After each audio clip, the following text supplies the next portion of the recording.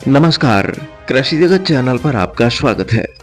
आज दिनांक 26 अक्टूबर 2024 तदनुसार कार्तिक कृष्ण पक्ष दशमी तिथि दिन शनिवार है। राजस्थान की साप्ताहिक मौसम अपडेट के साथ मैं अचल सिंह देवराज। पिछले 24 घंटों में राज्य में मौसम पूरी तरह से साफ रहा। सर्वाधिक अधिकतम तापमान फलौदी में 38.9 डिग्री सेल्सियस दर्ज किया गया। प्रदेश के विभिन्न स्थानों पर न्यूनतम तापमान में गिरावट दर्ज की गई है। अब रात्रि में गुलाबी सर्दी का असर बढ़ने लगा है। 15 शहरों का न्यूनतम तापमान 20 डिग्री सेल्सियस से नीचे रिकॉर्ड हुआ है। राज्य के एकमात्र हिल स्टेशन माउंट आबू में शुरुआती सर्दी का आनंद उठाने के लिए पर्यटकों की संख्या में भी बढ़ोतरी हो रही है। मौसम विभाग ने कहा है कि अगले एक सप्ताह के दौरान राज्य के अधिकांश भागों में न्यूनतम तापमान में 1 से 2 डिग्री सेल्सियस की गिरावट होने की संभावना है, जबकि अगले 3-4 दिनों तक दिन के तापमान में कोई महत्वपूर्ण बदलाव होने के आसार नहीं है।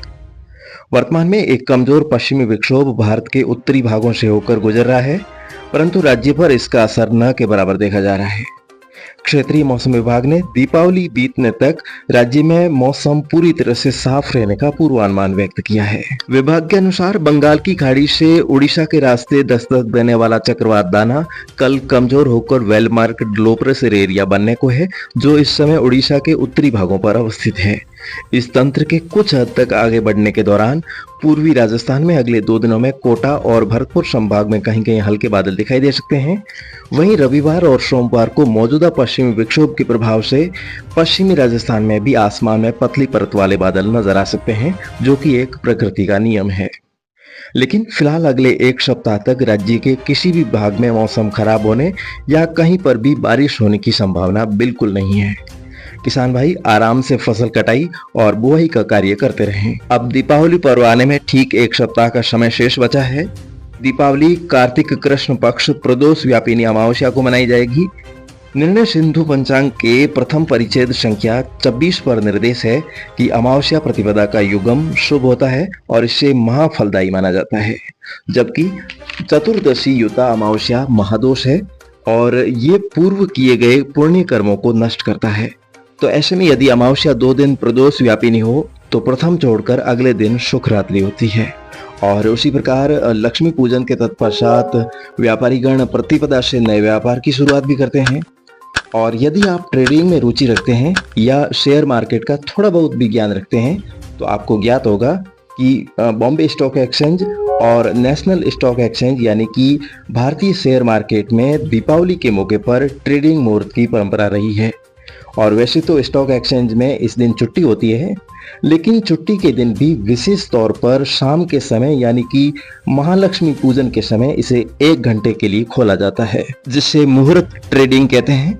तो स्टॉक एक्सचेंज बीएसई और एनएससी पर इस बार शुक्रवार 1 नवंबर 2024 को शाम को 6 बजे से 7 बजे तक 1 घंटे का स्पेशल मुहूर्त ट्रेडिंग सेशन आयोजित किया जाएगा।